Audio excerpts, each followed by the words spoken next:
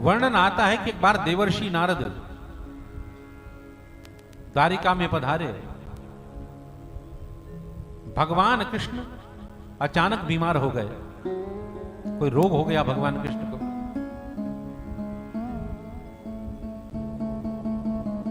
सारी रानियां बड़ी परेशान, राज वैद्यों को बुलाया गया परंतु कोई दवा काम नहीं कर रही।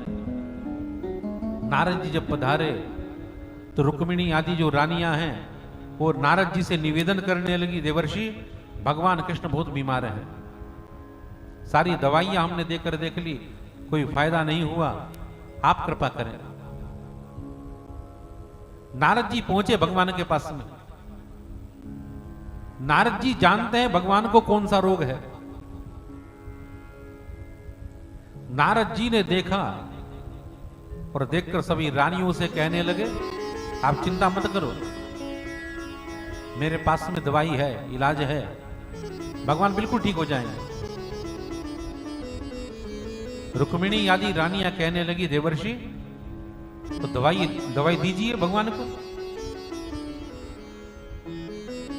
नारद जी कहने लगे कि देवियों दवाई तो मैं दे दूंगा, लेकिन ये दवाई जो है इनका अनुपान बड़ा विचित्र है। क्या मतलब महाराज? नारद जी कहने लगे, कोई भगवान का प्रेमी अपने पैरों की रज निकाल कर दे दे, उसके साथ में मिलाकर यह दवा भगवान को दी जाए तो भगवान बिल्कुल स्वस्थ हो जाएंगे। आपसे बड़ा प्रेमी और कौन होगा? आप तो पत्नियां हैं, अपने चरणों की रज दो, भगवान भी ठीक हो जाएंगे। सारी रानियां अपने कान पर हाथ रखकर कहने लगी, देवर्षि आप कैसी बात कर रहे हो? अपने पैरों की रज अपने ठाकुर को हम दें, अपने स्वामी को हम दें, हमें तो नरक में भी जगह नहीं मिलेगी। नहीं महाराज, हम ये काम नहीं करेंगे। भगवान कृष्ण से पूछा देवर्षि ने, प्रभु अब तो आप ही बताइए आपका प्रेमी और कौन है? कौन आपको अपने चरणों की रज दे सकता है?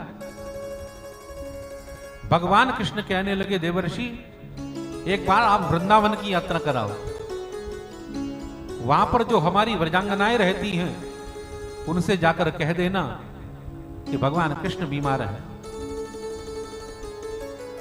देवर्षि पहुंचे वृंदावन में। 11 वर्ष की आयु में भगवान कृष्ण ने वृंदावन को छोड़ा था और आज भगवान की आयु 100 वर्ष से भी अधिक है।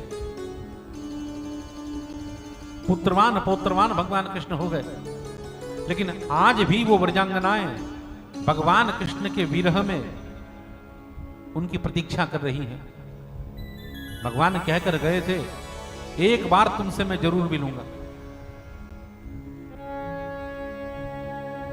आज भी कृष्ण विरह में वो जल रही हैं। देवर्षि नारद जब पहुंचे कृष्ण का संदेश लेकर ब्रज में, और जब ब्रजांगनाओं को यह पता लगा कि भगवान बीमार हैं तो सारी ब्रजांगनाएं कहने लगी, देवर्षि क्या हमारे ठाकुर को ठीक करने का कोई तरीका नहीं है? नारद जी कहने लगे, नहीं ऐसा नहीं है, दवाई तो है उनको ठीक करने के लिए, लेकिन भगवान का कोई प्रेमी अपने पैरों की रज उनको दे दे तो वो ठीक हो जाएंगे। आप में से कौन अपने पैरों की रज दे सकती हैं? सारी व्रजांगनाएं आकर कहने लगी, अरे नारद जी क्यों देर करते हो, हम तैयार हैं अपने पैरों की रज देने के लिए, बताओ कितनी रज चाहिए। सारी गोपियां आगे बढ़ बढ़कर कहने लगी, जल्दी से हमारे पैरों की रज ले लो नारद जी, और जल्दी से हमारे कृष्ण को ठीक कर दो। नारद जी कहने लगे कि देवियों देख लो, अपने पैरों की रज भगवान कृष्ण को तुम दोगी, क्या नरक की यात्रा करना स्वीकार है तुम्हें? सारी गोपांगनाएं कहने लगी, नारद जी देर मत करो, हमारे ठाकुर ठीक हो जाएं, हमारे प्रभु स्वस्थ हो जाएं, और भगवान को स्वस्थ करने के बदले भयानक से भी भयानक नरकों की यात्रा यदि हमें करनी पड़े, हमें स्वीकार है। पैरों की रज लेकर नारद जी पहुंचे द्वारिका में।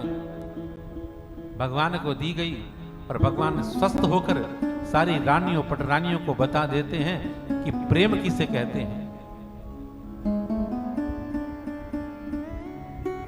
प्रेम बांटता है, बटोरता नहीं है। प्रेम उसका नाम है जहां पर स्वार्थ समाप्त हो जाता है। हमारे प्रेमास्पद को कोई कष्ट ना हो, हमें भले ही चाहे कितना कष्ट हो जाए।